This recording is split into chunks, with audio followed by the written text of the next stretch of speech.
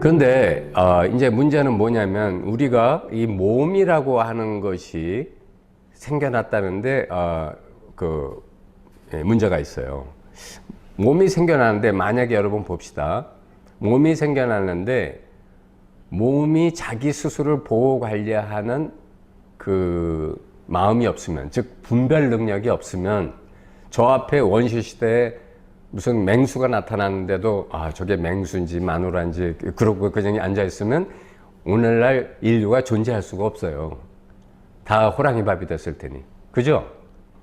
그러니까 나쁜 게 나타났으면 튀어야 되고, 좋은 게 나타났으면 가서 먹을 거면 따와야 되고, 그거로 집을 짓는 거라면 거둬서 집을 지어야 되고 이래야 되지 않아요. 그러니까 분별 능력이 있어야 살 수 있잖아요.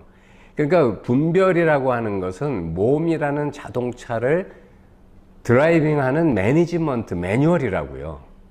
그러니까 분별 자체가 나쁜 게 아닌데, 요 분별이 만든 분별은 정보를 만들어서 마음속에 그거를 쌓습니다. 그래서 우리는 한번 무엇을 경험하면 그것에 입각해서 다음에 그것을 어떻다고 판단하기 시작해요.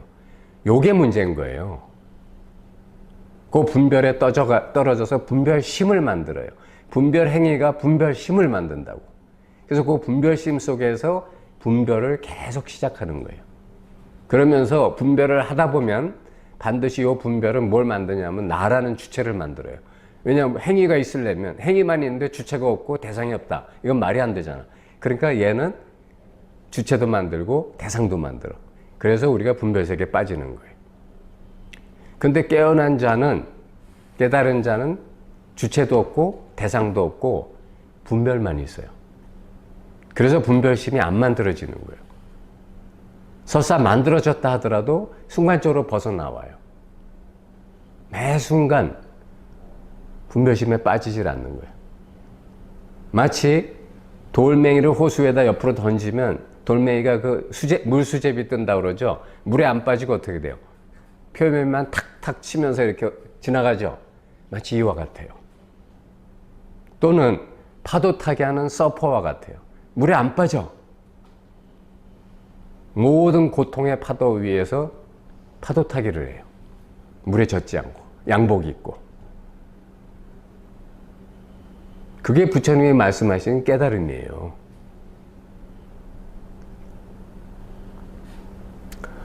자, 그래서 깨달음의 본질은 이런 거고, 그래서 이제 여기서 우리는 그러면 분별에서 벗어나야, 정확히 말하면 분별심에서 벗어나고 자유로워져야만 해탈할 수가 있는 거예요. 그런데 역사적으로 어떤 불교든 힌두교든 아니면 어떤 다른 종교가 됐든 간에 무슨 수도, 수행 이런 것들은 끝없이 있어 왔어요. 그런데 그런 것들이 불교적으로 보면은 윗바사나 또는 참선, 관법, 또 호흡법 여러 가지 수행법들이 있었잖아요. 그런데 그런 것들을 이제 우리가 수행을 한 목적은 결국은 뭐냐면은 나라고 한 에고, 즉 식스존이 만든 생각, 감정, 느낌, 그리고 의지, 분별 이런 것들로부터 벗어나고자 하는 거예요. 벗어나서, 불 붙는 집에서 일단 벗어나서, 그래서 나의 본질을 발견하자는 거예요. 이게 이제 깨달음이에요. 참선 같은 우리나라 대승불교를 보면 윗바사나 같은 소승불교는 사실 아라하님 밑에 사다함, 아나함, 수다원 이렇게 계급도 만들고, 또 대승불교도 보면 심지어 화엄경에서는 보살 50지까지 만들고 수행의 경지가 어마어마하잖아요. 그런데 참선에서는 뭐라고 하냐면 직지인심이라고 하거든. 1초적의 별해지라고 하거든. 단 한 방에 깨달을 수 있다. 이런 말까지 한단 말이에요. 그럼 누구 말이 맞는 거예요? 즉 어느 말도 맞는 게 아니고, 다만 자기가 이 본질적인 것만 보기만 하면, 그러면 누구나 해탈을 얻고 깨어날 수가 있다는 거예요. 그래서 저는 이제 그거를, 사실 대승불교도 직지인심이면 즉신성불이다 이렇게 얘기를 했지만, 사실 여러분 대승불교의 팔만대장경이 얼마나 많은, 말로는 직진심이고 일초직이 멸해지라고 하지만 사실 대승불교 수행해가지고 일초직이 멸해지 하신 분이 거의 없잖아. 저 아마 6조 해능 정도 금강경 있는 소리 듣고 단바에 깨달았다. 뭐 이 정도지. 그분도 나중에 또 스승인 홍인대사가 한 번 더 설법을 해줘갖고 비로소 확연해졌다. 이런 얘기를 할 정도니까 일초직이 멸해지가 없는 거야, 사실은. 근데 그럼에도 불구하고 굉장히 많은 사람들을 깨달음으로 안내하기 위한 시도들은 있어 왔단 말이죠. 그래서 이제 비올라 마음학교는 그걸 굉장히 현대적으로 바꿔본 거예요, 사실은. 그래서 식수조는 뭐냐면 우리가 빠져있는 이 6가지 미혹의 영역이, 그걸 우리는 나라고 여긴다고요. 생각을 나라고 여기고, 감정을 나라고 여기고, 감각적인 걸 나라고 여기고, 시간 공간을 내 몸이 살고 있는 그 내 몸과 딱 붙어 있는 하나의 근거지로 여기고, 그 다음에 인간관계에서 몸부림치고 있고. 근데 이것들이 다 허망한 환상이란 말이에요. 그래서 식수존을 먼저 가르치고, 식수존을 넘어서면 그 다음에 바로 이 직지인심, 직견 성불, 이거를 가르치는 거예요.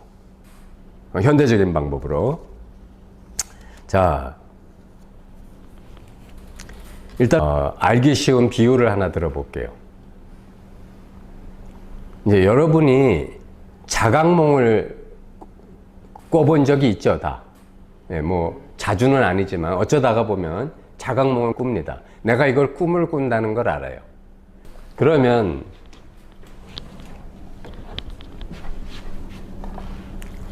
여러분이 꿈도 없는 깊은 잠에 아무것도 없는 상태에 있다가 갑자기 딱 이런 화면이 꿈속에서 뜹니다, 눈앞에. 그죠? 그리고 여기 뭐가 나타나냐? 내 몸이 반드시 나타납니다. 그리고 여기에 또 상대가 나타납니다. 아니면 귀신이라고 합시다. 처녀 귀신, 좀 처녀답지가 않은 걸. 그러면 놀래죠. 아이고. 그 다음은 이제 도망가야 되겠죠. 어쨌든 여기 산도 있고 뭐 뭔가 이렇게 막 뭐 지옥 같은 뭐 분위기도 험악합니다. 뭐 어쨌든 막 불기둥도 솟고 뭐 이렇다고 합시다. 자, 이렇게 꿈에서 보면은 이걸 만약에 꿈에서 본다 그러면 우리한테 일어나는 게 뭐냐면 공포심이 일어납니다. 두려움. 그죠? 그런데 이걸 만약 우리가 자각몽을 꾸고 있다면, 저는 자각몽을 꾸다가 앞에 처녀 귀신이 나타났길래 잠깐 미스 코리아로 좀 바꿔라. 그래서 미스 코리아로 딱 변하더라고. 자, 어쨌든 자각몽을 꾸게 되면 어떤 일이 일어나냐면, 자각몽을 꾸기 전에는 이건 나예요. 이거는 너고, 귀신이란 너죠. 그리고 이거는 꿈속의 세상입니다. 그렇죠? 그런데 자각몽을 꾸게 되면 이게 다 꿈이라는 걸 알아요. 그죠? 이게 다 꿈이라는 걸 알 때는 무슨 일이 일어나냐면, 요게 다 이것도 의식이고, 이것도 내 의식이고, 이것도 내 의식이에요. 다시 말하면 이 전체가 다 내 의식이라는 거예요. 이걸 알고 있어요. 내 의식이 활동해서 이 꿈이 이런 모습으로 나타났다는 걸 알고 있어요. 그렇죠? 그러면 자각몽 상태일 때는 이 모든 게 자각몽이 아닐 때에 비해서 이 두려움, 공포가 그만할까요? 아닐까요? 아니죠. 심지어는 내가 아직도 귀신 꿈도 꾸고 있네, 재밌네, 이렇게까지 재미까지 느낄 수 있습니다. 자, 이런 상태가 되면 이 모든 거를 자기가 딱 하나인 걸 알아. 이게 다 내 마음이다, 다 내 의식이다라는 걸 알게 돼요. 너도 내 의식이고 나도 내 의식이고 세상도 내 의식인 거예요. 이 모든 것이 딱 하나가 돼요. 뭐가 하나 되냐? 내 마음이 되는 거예요. 내 의식, 내 마음. 그래서 그걸 불교에서는 이거라고 하는 거예요. 근데 그 안에 뭐냐면 귀신이 여기 있고 나라는 의식이 여기 있고 세상이라는 그 마음의 분별 활동이 일어난 거예요. 내가 분별을 화살표로 그렸어요. 무슨 말인지 알겠죠? 분별이 일어났으니까. 그러니까 본질을 보면 의식이 움직이고 있는 것 뿐이에요. 의식이 분별만 하고 있는 거라고. 이해가 되죠? 그러면 깨어났다는 사람은 뭐냐면 현실에서도 계속 이런 거예요. 꿈이나 현실이랑 똑같아. 현실에서도 너가 너이기 전에 내 의식이야.